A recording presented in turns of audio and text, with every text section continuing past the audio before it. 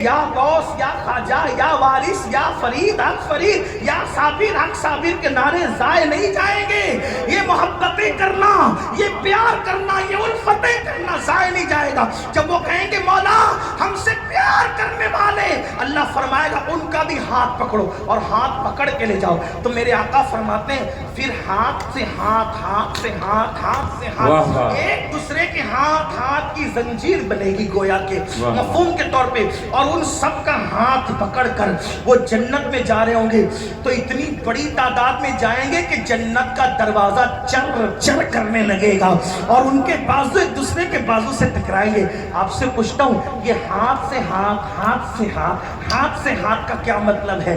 تو تم نے دنیا میں یہ جو ہاتھ پہ ہاتھ دیا، ہاتھ پہ ہاتھ دیا، ہاتھ پہ ہاتھ دیا، تو یہ سلسلہ ضائع نہیں. تم نے اپنے پیر کے ہاتھ میں، انہوں نے ان کے پیر کے ہاتھ میں، انہوں نے ان کے پیر کے ہاتھ میں، انہوں نے ان کے پیر کے ہاتھ میں، انہوں نے ان کے پیر کے ہاتھ میں، اور پھر پیرانے پیر کا ہاتھ، غریب نواز کا ہاتھ، فرید ملت و دین کا ہاتھ. اور پھر وہ ہاتھ کہاں گیا؟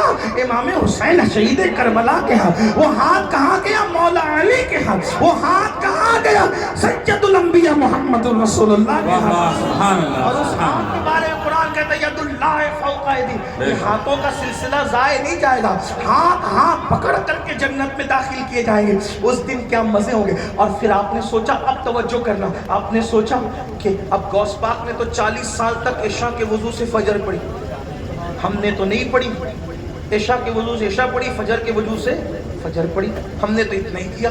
میں تو کہتا ہوں کہ سنی اتنا کر لیں تو اچھا. بہت سنا، بہت سنا، اور بہت بولا بھی، اس پہ بہت نعرے بھی لگے.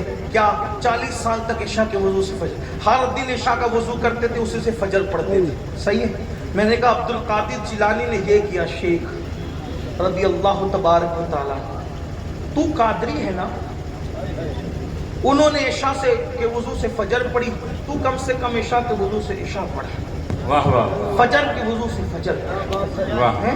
انہوں نے ماں کے پیٹ سے پیدائش کے بعد پہلے ہی دن رمضان شریف کا روزہ رکھا.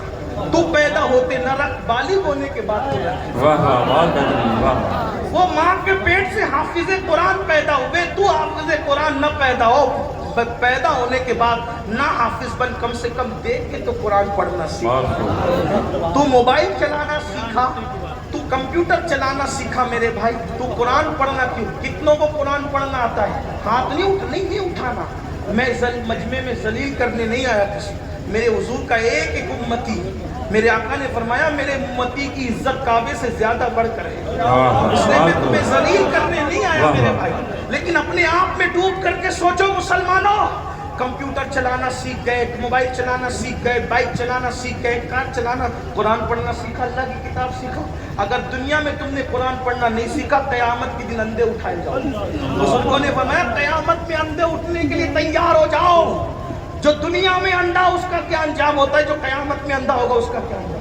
دنیا میں انڈا پیدا ہوا، ماں باپ کو نہیں دیکھا، دنیا میں انڈا پیدا ہوا، بیوی بچوں کو نہیں دیکھا، لیکن قیامت میں انڈا اٹھے گا تو اللہ کی زیارت کر سکے گا، رسول اللہ کی زیارت کر سکے گا. اندازہ کرو کتنا نقصان ہے. قرآن سیکھنے میں 3 مہینے سے زیادہ کا ٹائم نہیں لگتا، دیکھ کے پڑھنے میں. ہوشیار قوم ہے میری، بہت اچھا بزنس کرتے ہو، سب کرتے ہو. دل پہ لے لو، ابھی رمضان شریف کو 3 مہینے باقی. اگر امام صاحب کے پاس بیٹھ کر روزانہ قرآن پڑھنا، روزانہ 3 آیتیں پڑھنا بھی سیکھ لو، 5 پارے قرآن پڑھنا صحیح سیکھ گئے، پورا قرآن خود سے پڑھنے لگ جاؤ گے. لیکن دل پہ لو تب، ورنہ اندھے اٹھو گے قیامت میں. اپنی آخرت کا سوچو. بہت بلڈنگیں بنائی، بہت مکان بنائے، بہت دکان بنائے، سب چھوڑ کے جانا ہے. کون لے گیا جو ہم لے جائیں گے؟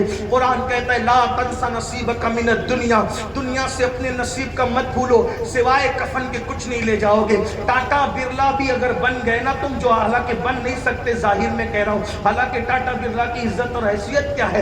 اللہ اکبر. مومنوں کی عزت اور حیثیت کے سامنے قرآن کہتا ہے وَلِلَّهِ الْعِزَّةُ وَلِرَسُولِهِ، عزت تو اللہ کے لیے، رسول اللہ کے لیے، رسول اللہ کے غلاموں کے لیے. لیکن دنیا کی مثال دیکھ کر ٹاٹا برلا کی طرح مالدار بھی بن جاؤ، سوائے کفن کے کچھ نہیں لے جانا. قارون کی جتنا مال بھی جمع کر لو، سوائے کفن کے کچھ نہیں لے جانا. عثمان غنی جتنا مال بھی جمع کر لو، سوائے کفن کے کچھ نہیں لے جانا. سلیمان علیہ السلام جیسی پوری دنیا کی حکومت حاصل